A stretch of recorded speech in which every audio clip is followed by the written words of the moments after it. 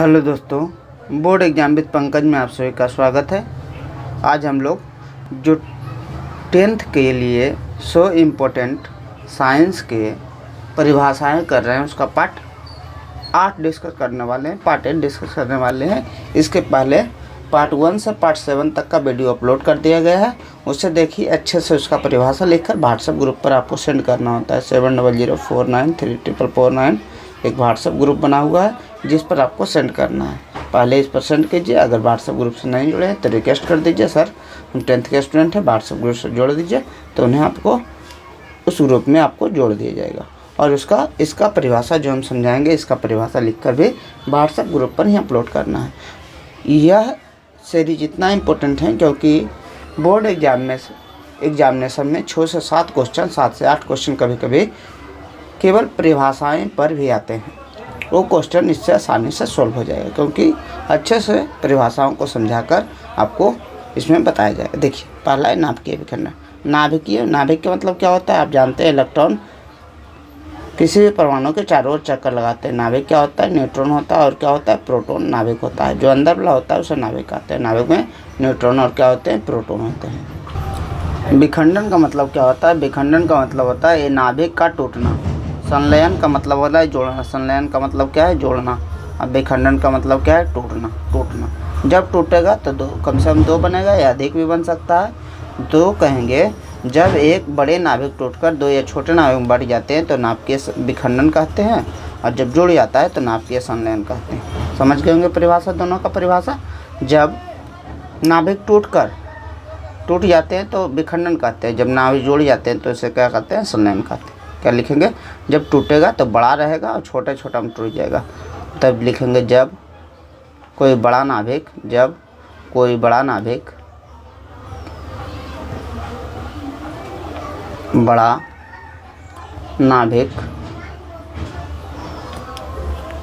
टूटकर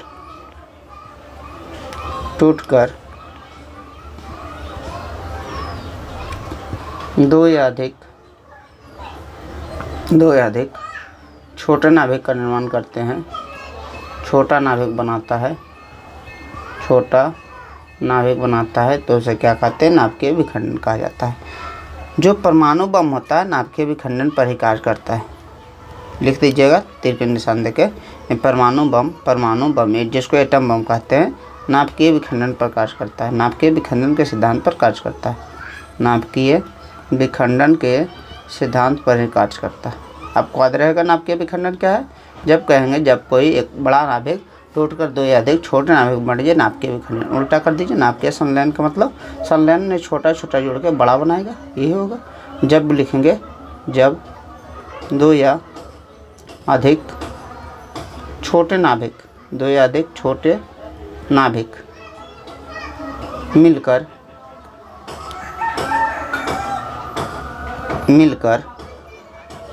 एक बड़े नाभिक का निर्माण करते हैं, तो उसे क्या कहता है? नाभिकीय संलयन कहा जाता है। दोनों की एग्जाम्पल याद रखना है। हाइड्रोजन मिलकर क्या बनाता है? हाइड्रोजन मिलकर हीलियम बनाता है। ये क्या हुआ? नाभिकीय संलयन। हाइड्रोजन के नाभिक मिलकर हीलियम के नाभिक में आते हैं, क्या हुआ? नाभिकीय संलयन। लेकिन इसमें नाभिकीय विखंडन मिलकर पड़ेगा तो हाइड्रोजन, इसको उलट देना है।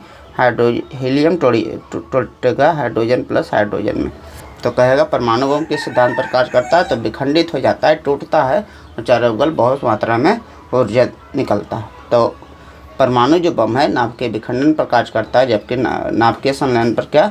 जो सूर्य में ऊर्जा है, कहेगा सूर्य में ऊर्जा जो है वो कहाँ से आता है? तो सूर्य में ऊर्जा कहाँ? नाभिकीय संलयन के सिद्धांत पर आधारित है, क्योंकि वायुमंडल में बहुत सारा हाइड्रोजन है। हाइड्रोजन को हीलियम बनाता है, बहुत सारा ऊर्जा निकलती है, इसके कारण ही सूर्य चमकता रहता है हमेशा।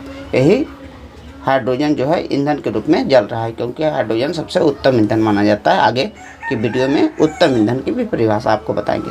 तो नाभिकीय संलयन, नाभिकीय विखंडन आपको समझ में आ गया होगा। नाभिकीय विखंडन क्या बोले? नाभिकीय विखंडन बोले कि जब कोई बड़ा नाभिक टूटकर छोटे नाभिक में बट जाता है तो नाभिकीय विखंडन। नाभिकीय संलयन जब छोटा नाभिक मिलकर बड़े नाभिक का निर्माण करते हैं, नाभिकीय संलयन। याद रखिएगा, एग्जाम्पल ऐसा हाइड्रोजन जोड़कर हीलियम बनता है और नाभिकीय संलयन में सूर्य की ऊर्जा इसी सिद्धांत से प्राप्त होती है। और नाभिकीय विखंडन में जो है वो हमको बता चुके हैं क्या होता है, परमाणु सिद्धांत पर कार्य करता है। देखिए, एक पोषी स्तर होता है, एक आहार श्रृंखला होता है, एक आहार जल होता है, तीनों को एक साथ समझना है। पोषी स्तर क्या होता है? किसी भी कोई भी जीव जो होता है, कोई भी जीव जिस स्तर से, जिस ऊर्जा स्तर से अपना भोजन प्राप्त करता है उसे पोषी स्तर कहने का मतलब क्या है? जितना भी पेड़ पौधा है, जितना भी पेड़ पौधा है, मान लीजिए जो पेड़ पौधा है वो अपना भोजन कहाँ से, किस ऊर्जा से प्राप्त करते हैं? तो सूर्य से प्राप्त करते हैं। तो ये क्या होगा? प्रथम पोषी स्तर। ये क्या होगा? प्रथम पोषी स्तर। जितना भी शाकाहारी जीव है, जितना भी शाकाहारी जीव है अपना भोजन कहाँ से प्राप्त करता है? तो पेड़ पौधों से प्राप्त करता है। तो इसे क्या कहें? द्वितीय पोषी स्तर। इसे क्या कहें? द्वितीय पोषी स्तर। तो पोषी स्तर का मतलब हुआ किस ऊर्जा स्तर से वो प्राप्त कर रहा है। जैसे सूरज से जो प्राप्त कर रहा है उसको कहें पहला पोषी स्तर। इसका मतलब कि जितना भी पेड़ पौधे हैं, जितने भी हरे भरे पेड़ पौधे हैं, वो अपना भोजन कहाँ से प्राप्त करेंगे? सूर्य से ही प्राप्त करेंगे। जितने भी शाकाहारी हैं वो अपने भोज पदार्थ कहाँ से प्राप्त करेंगे? पेड़ पौधे से प्राप्त करेंगे। तो जितने भी शाकाहारी हैं वो एक पोषी स्तर में जाएंगे। जितने भी मांसाहारी है वो शाकाहारी को खाकर भोजन प्राप्त करेगा। तो जितने भी मांसाहारी है एक पोषी स्तर में जाएंगे, और जितने भी पेड़ पौधे वो एक पोषी स्तर में आएंगे, क्योंकि एक ही चीज़ से सभी ऊर्जा प्राप्त कर रहे हैं, यानी भोजन की प्राप्त कर रहे हैं। परिभाषा क्या बोले? जब कोई जीव जिस ऊर्जा स्तर से, मान लीजिए सूर्य से प्राप्त कर रहा है, तो सूर्य एक ऊर्जा है। जैसे मान लीजिए हम मांसाहारी है, अगर किसी शाकाहारी को खा रहे हैं तो उसमें हमारे शरीर में ऊर्जा का ट्रांसफर हो रहा है। जब कोई भी जीव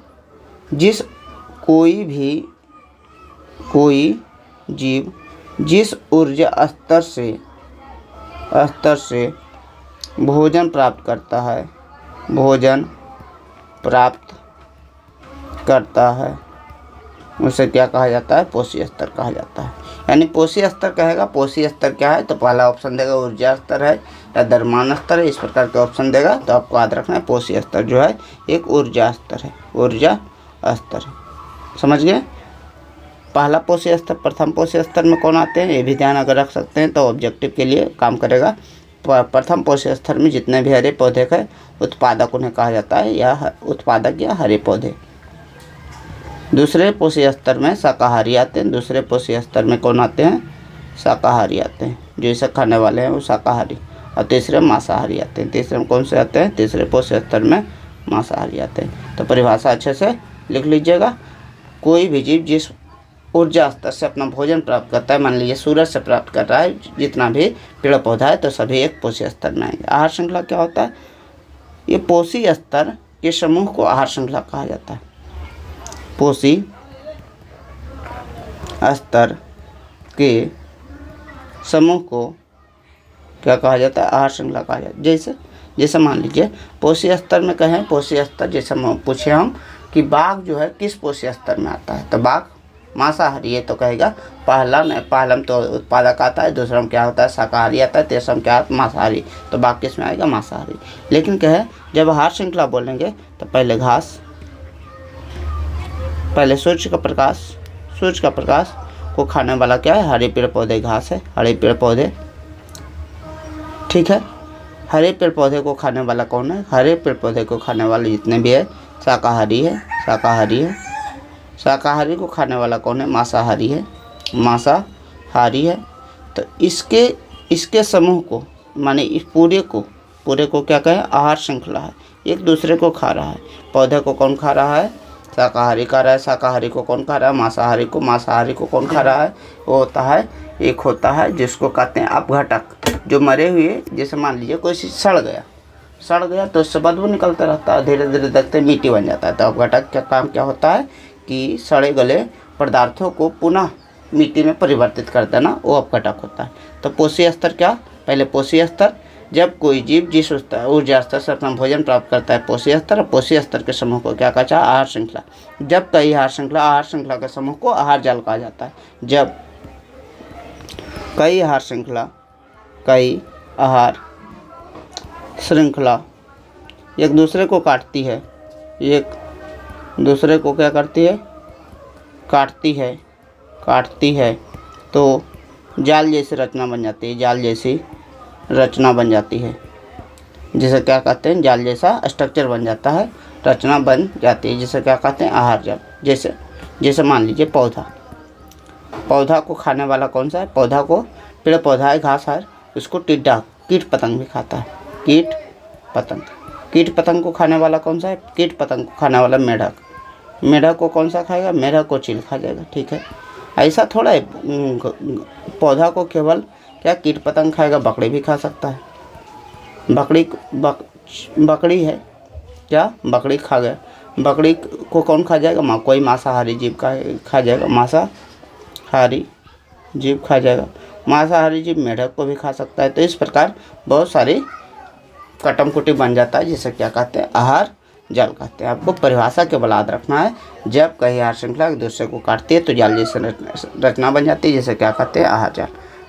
नवीकरणीय ऊर्जा स्रोत, एक क्या होता है, नवीकरणीय ऊर्जा, वैसा ऊर्जा जिसकी प्राप्ति हम आसानी से कर सकते हैं, नवीकरणीय ऊर्जा। जैसे सौर ऊर्जा है तो सूरज रोज लगेगा तो उससे ऊर्जा की प्राप्ति हमको रोज सूर्य प्लेट से हो जाएगी, उसे नवीकरणीय ऊर्जा कहते हैं। अनवीकरणीय ऊर्जा वैसा ऊर्जा स्रोत जिसकी प्राप्ति हम आसानी से नहीं कर सकते, यानी इसकी प्राप्ति होने में लाखों करोड़ वर्ष लग जाते हैं, इसे क्या कहते हैं, अनवीकरणीय ऊर्जा। जैसे मान लीजिए कोयला है, तो कोयला की प्राप्ति कैसे होती है, जब भूकंप आता है, दरार पड़ जाती है और बहुत सारे जीव जंतु पृथ्वी के अंदर चल जाते हैं तो कोयला बनता है, यानी कोयला के निर्माण में लाखों करोड़ वर्ष लग जाते हैं। तो जिसके निर्माण में बहुत सारा समय लग जाता है उसे अनवीकरणीय ऊर्जा, जिसका निर्माण रोज कर सकते हैं उसे क्या कहते हैं, नवीकरणीय ऊर्जा कहते हैं। परिभाषा क्या होगा, वैसा ऊर्जा जिसका निर्माण बहुत कम समय में हो जाता, बहुत कम समय में हो सकता है, उसे क्या कहते हैं, नवीकरणीय ऊर्जा कहते हैं। इसमें याद रखिएगा ये प्रदूषण रहित होता है, इसमें प्रदूषण नहीं होता है, इस ऊर्जा से प्रदूषण नहीं होता है। दूसरा चीज़ याद रखिएगा, इसकी मात्रा असीमित है, क्योंकि सूरज तो रोज ही उगेगा, तो इसकी मात्रा क्या है, इसकी मात्रा असीमित है, ध्यान रखिएगा। देखिए इसमें क्या, वैसा ऊर्जा स्रोत जिसका निर्माण में लाखों करोड़ वर्ष लग जाते हैं, लाखों करोड़ों वर्ष लग जाते हैं, उसे क्या कहते हैं, अनवीकरणीय ऊर्जा स्रोत कहा जाता है। यह क्या होता है, जैसे कोयला हो गया, कोयला प्रदूषण जनित होता है, इससे क्या प्रदूषण होता है, प्रदूषण होता है। इसकी मात्रा सीमित है, इसकी मात्रा क्या है, सीमित है। जैसे कोयला जो है उतना ही तो है, धीरे जितना जल्दी खपत कर देंगे उतना जल्दी ख़त्म हो जाएगा। तो इसकी मात्रा क्या है, कोयला की मात्रा या अनवीकरणीय ऊर्जा की मात्रा क्या होती है, सीमित होती है, नवीकरणीय ऊर्जा की मात्रा असीमित होती है। इसके एग्जाम्पल में याद रखेगा, सौर ऊर्जा, पवन ऊर्जा, जल ऊर्जा, ज्वालीय ऊर्जा,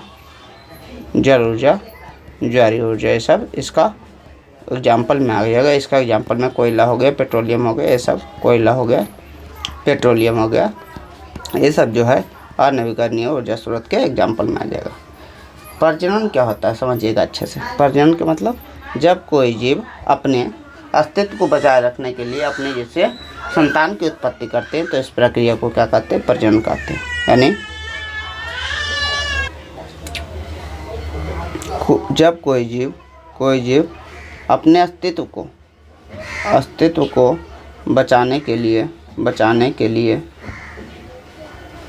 अपने समान जीवों की उत्पत्ति करते हैं, अपने समान जीवों की उत्पत्ति करते हैं। यानी मनुष्य के जैसा जीव की उत्पत्ति करता है, मेढक के जैसा जीव की उत्पत्ति करता है, कोई गाय बैल है तो अपने जैसा जीव की उत्पत्ति करता है। इस प्रक्रिया को क्या कहा जाता है, प्रजनन कहा जाता है। लिख लीजिएगा परिभाषा, जब कोई जीव अपने अस्तित्व को बचाए रखने के लिए अपने जैसा समान जीवों की उत्पत्ति करता है तो उसे क्या कहते हैं, इस प्रक्रिया को प्रजनन कहा जाता है। एक निषेचन होता है, कन्फ्यूज नहीं कीजिएगा, निषेचन और प्रजनन में अंतर है। निषेचन क्या होता है, नर युग्मज और मादा युग्मज के मिलने की क्रिया, यानी जो अंडाणु है शुक्राणु के मिलने की क्रिया को क्या कहते हैं? निषेचन कहते हैं। तो नर युग्मज, युग्मज युग्मज या युग्मक कहते हैं, इसको मतलब शुक्राणु, शुक्राणु।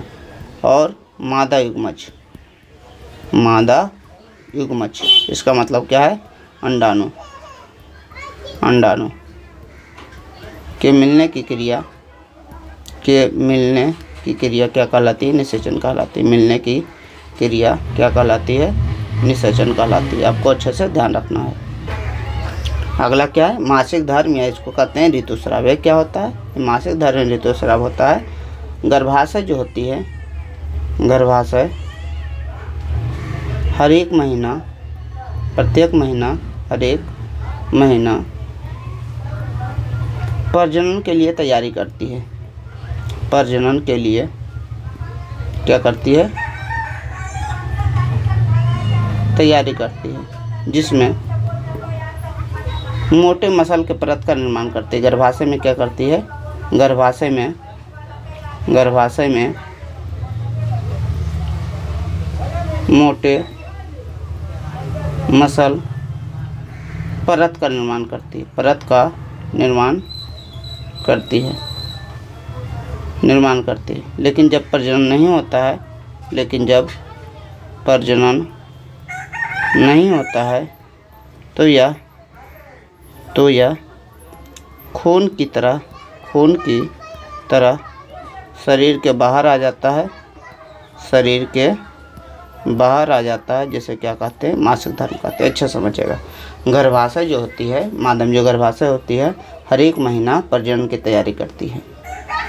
लेकिन वो क्या होती है? प्रजनन की तैयारी करने के लिए गर्भाशय में मसल का निर्माण होता है। जब प्रजनन नहीं होता है तो खून की तरह शरीर से बाहर निकल जाता है, जिसे क्या कहते हैं? मासिक धर्म कहते हैं। अपरा क्या होता है? अपरा जो होती है भोर में, मान लीजिए बच्चा गर्भ में है, तो बच्चा गर्भ में है तो उस समय क्या होता है? बच्चे के पोषण के लिए, बच्चे के पोषण और बच्चे का जो उत्सर्जन होगा, अवशिष्ट पदार्थ का त्याग होगा, उसके लिए एक संरचना बन जाती है माँ के गर्भ में। उसे क्या कहते हैं? अपरा कहते हैं। यानी वह संरचना जो बच्चों, यानी जो भ्रूण, बच्चा जब गर्भ में होता है उसे भ्रूण कहते हैं। भ्रूण को उसके माँ के साथ जोड़ता है, क्या कहलाता है? अपरा, या इसको अंग्रेजी में प्लासेंटा कहलाता है, प्लासेंटा कहलाता है। इसका कार्य क्या है? ध्यान रखिएगा। इसका जो कार्य है, माँ के खून से बच्चे को पोषक तत्व पहुँचाना एवं अपशिष्ट पदार्थों का बाहर निकालना, अपशिष्ट पदार्थों का बाहर निकालना इसका मेन काम है। तो अपरा देखिएगा। ऐसे संरचना जो भ्रूण को माँ के साथ जोड़ता है वो क्या कहलाती है? अपरा कहलाती है। प्रेगनेंसी के दौरान उत्पन्न होती है। इसका कार्य क्या है कि माँ जब गर्भ में बच्चा होता है उसे भ्रूण कहते हैं। उसके भरण पोषण भी तो चाहिए 9 महीना तक, तो 9 महीना तक भरण पोषण चाहिए। तो पोषक तत्व किससे प्राप्त होता है? तो माँ के जो होता है अपरा से ही प्राप्त होता है, माँ के खून से प्राप्त होता है। और अपशिष्ट पदार्थ जो भी बच्चे द्वारा अपशिष्ट पदार्थ निकाले जाते हैं, खराब पदार्थ निकाले जाते हैं, वो अपरा द्वारा ही शरीर के बाहर निकलता है। Thank you so much for watching this video. अगले वीडियो के लिए चैनल को लाइक शेयर सब्सक्राइब करें। Thank you.